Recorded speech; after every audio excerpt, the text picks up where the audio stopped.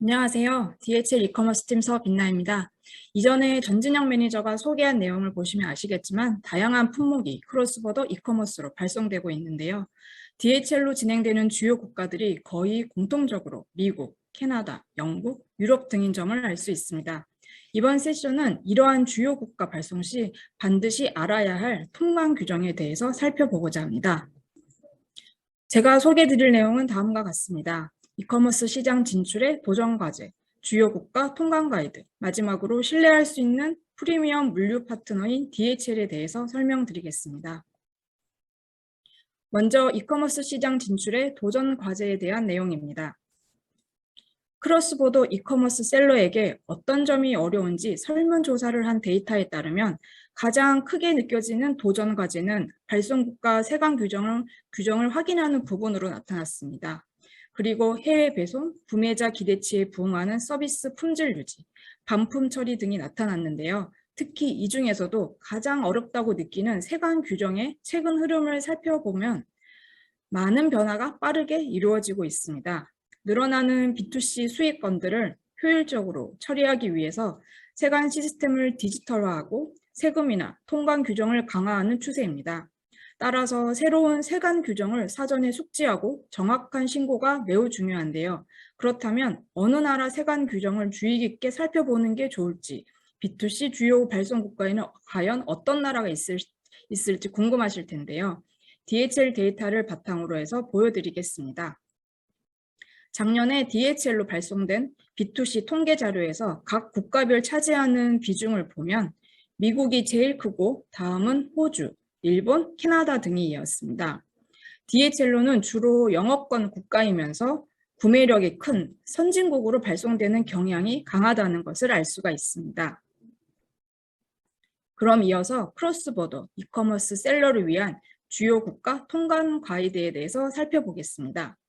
제가 설명드릴 국가는 미국, 캐나다, 유럽연합과 영국, 호주와 뉴질랜드, 마지막으로 일본입니다.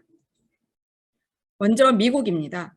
미국의 통관 프로세스에 대해서 지금부터 다루겠습니다. 미국은 면세 기준이 $800로 비교적 높은 편에 속합니다.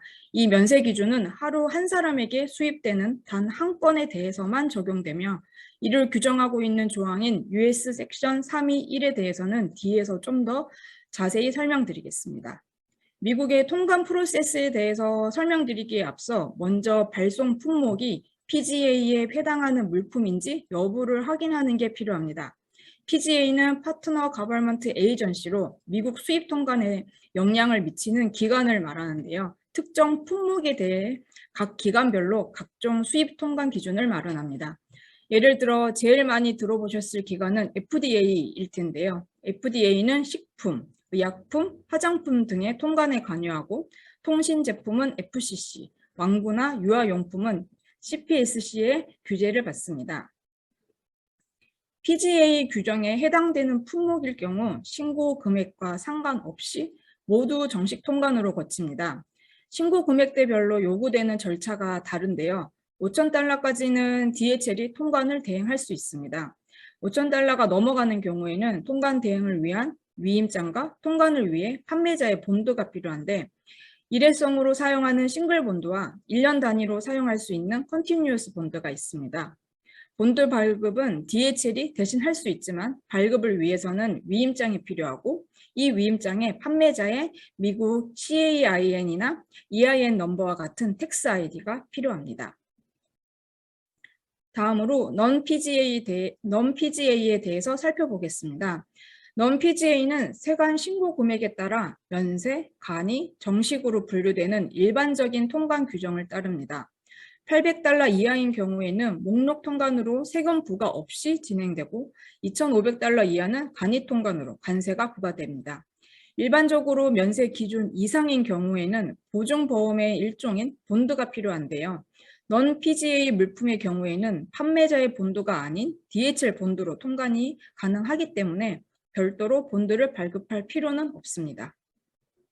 2,500불을 초과하는 경우에는 정식 통관으로 진행되고 관세뿐만 아니라 MPFP가 부과됩니다.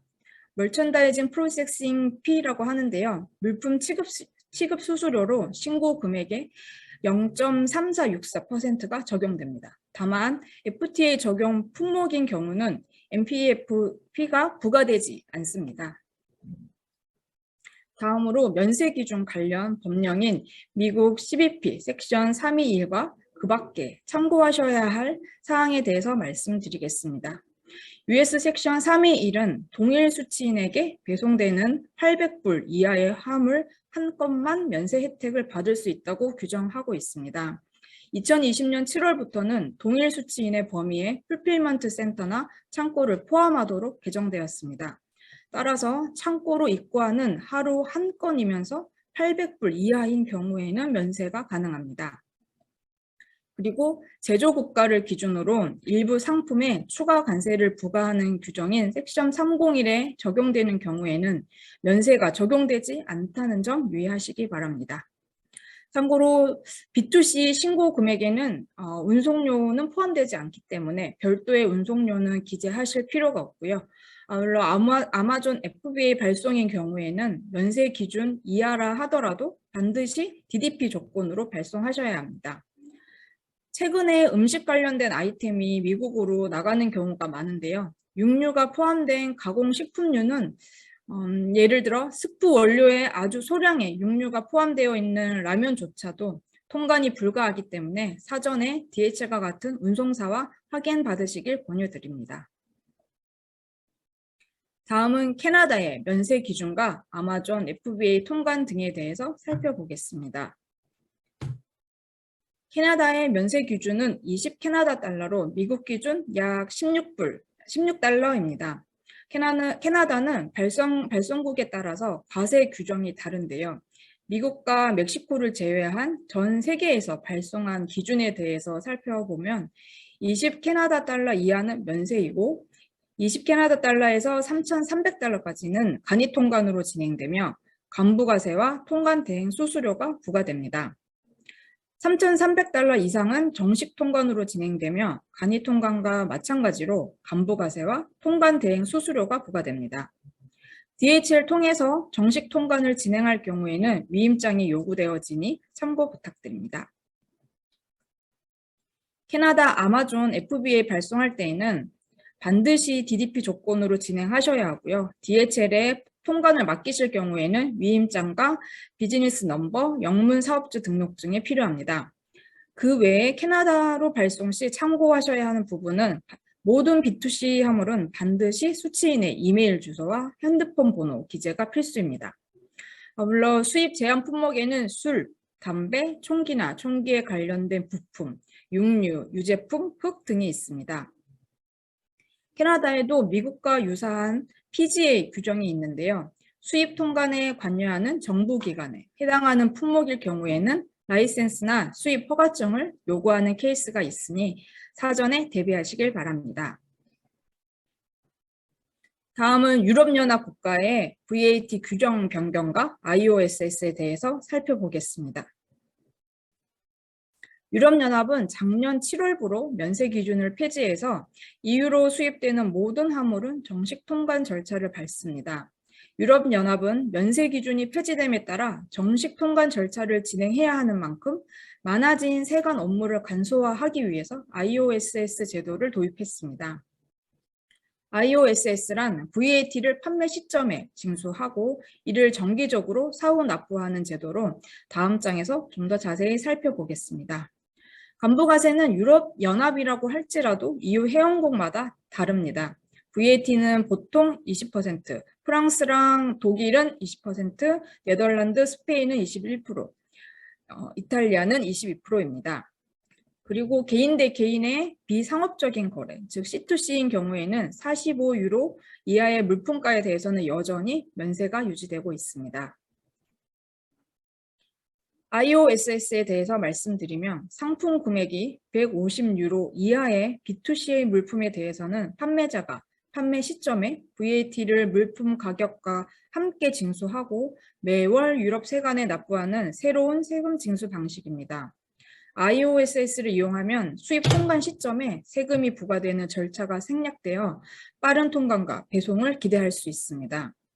유럽연합 회원국이 아닌 국가의 판매자가 IOSS 도입을 희망할 경우 유럽연합 내에 세무 대리인을 지정하여 IOSS 넘버를 발급받아야 합니다. IOSS 번호는 유럽 내 한 국가에만 등록하면 27개의 회원국에서 사용할 수 있는데요. 발송할 때 IOSS 넘버를 기재해서 발송해야 수취인의 이중 과세를 막을 수 있습니다. 마켓플레이스를 통해 유럽연합으로 판매한 경우에는 해당 마켓플레이스의 IOSS 넘버를 기재해서 발송하셔야 합니다. 하지만 IOSS는 영국과 달리 반드시 등록해야 하는 제도는 아닙니다. IOSS를 등록하지 않아도 유럽연합 회원국으로 물품을 발송하실 수 있으며 수입하는 통관 시점에 수취인이 VAT를 납부할 수 있습니다. 다만 이런 경우에는 운송사가 대납하고 세금 외에 핸들링 수수료를 부과하기 때문에 수취인 입장에서는 납부하는 금액이 생각보다 크다고 느껴 컴플레인이 발생이 될 수 있습니다. 물론 판매 시점에 운송료, 보험료 등 기타 수수료를 같이 받았다면 이 금액도 인보이스에 기재를 권장드립니다. 다음으로 이코노믹 오퍼레이터에 대한 내용인데요. 간단히 살펴보겠습니다. 여기 보이시는 CE 마크는 많이 보셨을 텐데 이 마크는 유럽연합 내에서 생산되지 않은 상품이지만 유럽연합의 규정을 준수한다는 의미로 공인된 기관의 인증을 받아야지 부착할 수 있습니다. 대상 품목은 주로 가전제품이나 장난감 등이 해당됩니다. 작년 7월 16일부터는 이 CE 마크를 부착한 화물을 발송할 때 이윤의 이코노믹 오퍼레이터 정보를 기재하는 규정을 시행하였습니다. 일반적인 B2B 거래에서는 수입자가 이코노믹 오퍼레이터 역할을 하는 것으로 간주하지만 B2C 거래의 경우에는 수취인이 개인이라서 이 역할을 할 수 없으므로 판매자가 유럽 내 이코노믹 오퍼레이터를 지정하여 정보를 기재해서 발송해야 하는 점을 염두에 두시기 바랍니다. 다음은 영국의 VAT 규정 변경과 아마존 FBA 통관에 대해서 살펴보겠습니다. 유럽연합을 탈퇴한 영국은 작년 1월부로 VAT 면세 기준을 폐지하였습니다. 135파운드 이하의 B2C 화물은 판매자가 VAT를 판매 시점에 선징수하고 영국 국세청인 HMRC에 사후 납부해야 합니다. 135파운드를 초과하는 경우에는 수입 시점에 관부가세가 부과됩니다. 다만 C2C, 즉 개인이 개인한테 발송하는 경우에는 브렉시트 이전과 동일하게 39파운드 이하는 면세 혜택이 유지됩니다. 다음으로 영국 아마존 FBA 통관과 이연제도에 대해서 살펴보겠습니다. 영국의 아마존 FBA로 발송할 경우 부가세 환급을 위해서는 VAT 넘버와 EORI 넘버가 필요합니다. VAT 리턴 관련해서 C79나 C88 서류가 필요한데요. C79 폼은 영국 국세청에서 판매자가 지정한 피스컬 에이전시에게 직접 보내주는 서류이고 DHL은 발송자가 요청할 경우 C88 폼을 제공해 드립니다. 참고로 IEN 임포트 엔트리 넘버가 필요한 경우에도 C88 폼에서 확인할 수 있습니다. 영국은 올해 2월부터 VAT 이연 제도를 확대 시행하였습니다. VAT 이연 제도란 관세와 부가세 납부 프로세스를 분리해서 관세는 기존과 동일하게 수입 시점에 부과하되 VAT는 납부를 유예해서 주기적으로 납부할 VAT와 환급할 VAT를 함께 신고하도록 하는 제도입니다. 이 제도를 통해 납세자의 부담을 줄일 뿐만 아니라 세무 당국 입장에서도 절차를 간소화하는 효과를 기대할 수 있습니다. 여기서 주의해야 할 점은 VAT 납부 주체의 VAT 넘버를 반드시 인보이스 상에 기재해서 발송해야 합니다. 지금까지 설명드린 영국 VAT 징수 방식을 한번 정리하자면 신고 금액이 135파운드를 초과하는 경우에는 이전과 달라진 것이 없습니다. 135파운드 이하인 B2C인 경우 만약 자사몰을 통해서 판매한다면 반드시 판매자가 영국에 VAT를 등록하고 판매 시점에 VAT를 징수하여 정기적으로 영국 HMRC에 납부해야 합니다. 언뜻 IOSS와 비슷해 보이지만 영국은 선택사항이 아닌 필수사항이라는 점을 기억하시기 바랍니다. 만약 판매하는 아이템이 영세율이라고 하더라도 VAT 면제 신청을 하셔야 합니다. 아울러 마켓플레이스를 통해 판매한다면 마켓플레이스가 VAT 징수 및 납부의 책임을 지기 때문에 마켓플레이스에 VAT 넘버를 기입하고 발송하시면 됩니다. 다음은 호주와 뉴질랜드에 대해서 살펴보겠습니다. 먼저 호주는 면세 기준이 1,000호주 달러로 하나로 약 80만 원 정도인데요. 미국만큼 높은 면세 기준을 가지고 있습니다. 다만 온라인으로 판매하는 경우 연간 호주로 판매하는 금액이 75,000 호주 달러, 우리 돈으로 6,700만 원 이상이면 GST를 등록해야 합니다. GST는 Goods and Sales Tax로 VAT와 유사한 개념인데요. 1,000호주 달러 이하의 물품을 판매할 경우 판매 시점에 10% GST를 선징수한 후 호주 국세청격인 ATO로 정기적으로 납부해야 합니다. 면세 기준을 초과하는 경우에는 GST와 관세 그리고 수입 통관 수수료가 부과됩니다. 호주 GST 규정에 대해서 좀 더 살펴보겠습니다. 연간 75,000 호주 달러 이상 판매하는 판매자라면 GST를 호주 국세청인 ATO에 등록해서 세관 등록 번호인 ARN을 발급받으셔야 합니다. 이후 물품 가격이 1,000 호주 달러 이하인 물품을 판매할 경우 판매 시점에 GST 10%를 선징수하고 발송할 때 운송장에 ARN 넘버를 기입하여 보내셔야 합니다. 그리고 분기별로 선징수한 GST를 ATO에 납부하면 되는데 만약 판매 금액이 애매해서 GST 등록 시기를 놓쳤다고 하더라도 최대 4년까지는 소급해서 진행이 가능하다고 나와 있습니다. 그리고 상품 금액이 82.5 호주 달러 이상이라면 호주 소비자는 텍스 인보이스 발행을 요구할 수 있는데요. 이럴 경우 판매자는 오른쪽 텍스 인보이스 예시처럼 참고해서 발행하시면 됩니다.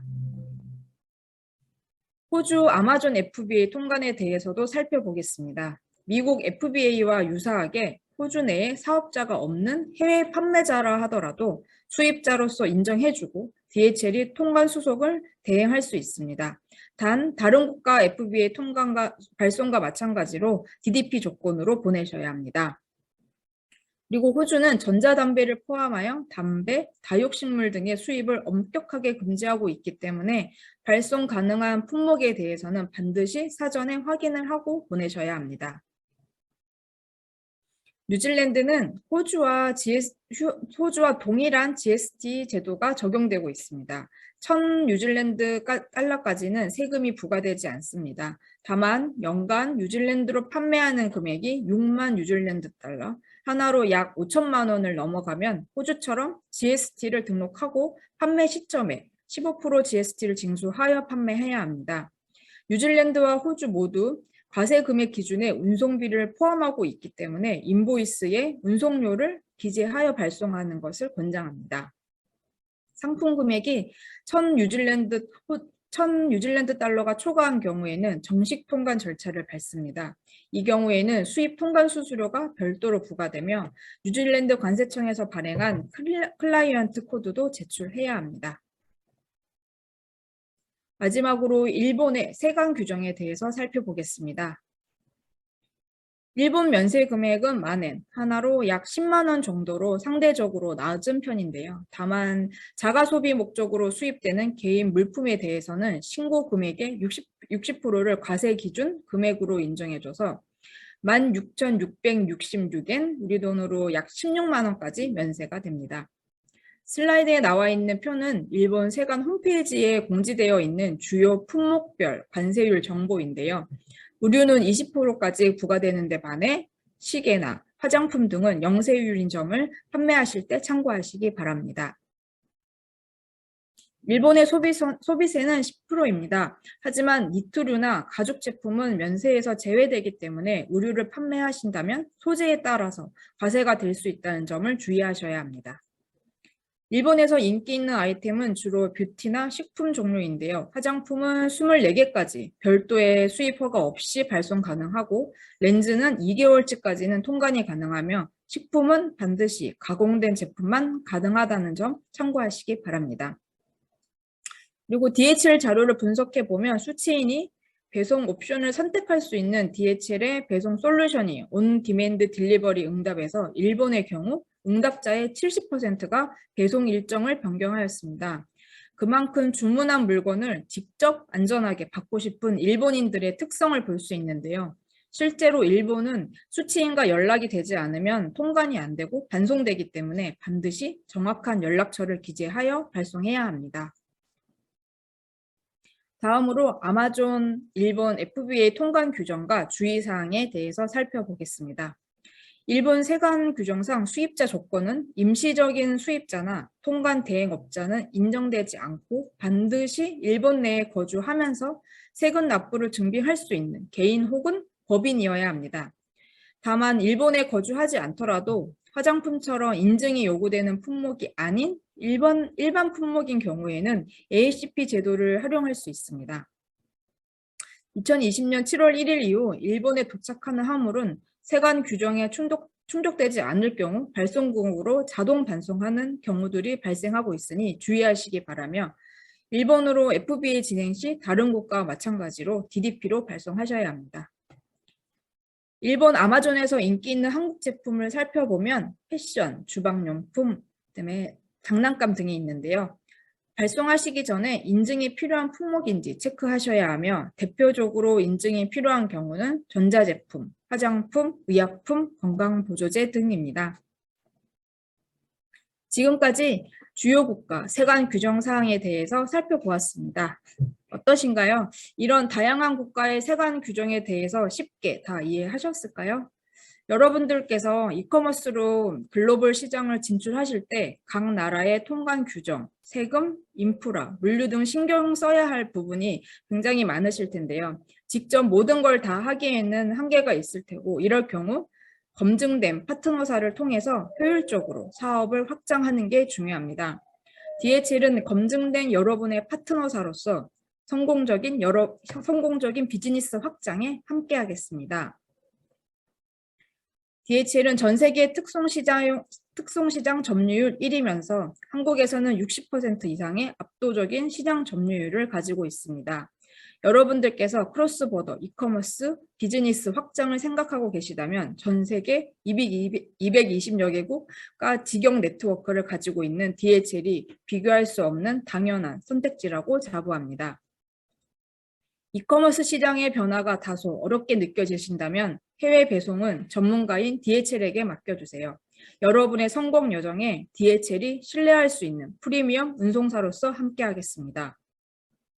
지금까지 크로스보더 이커머스 셀러를 위한 주요 국가 통관 가이드에 대해서 살펴보았습니다.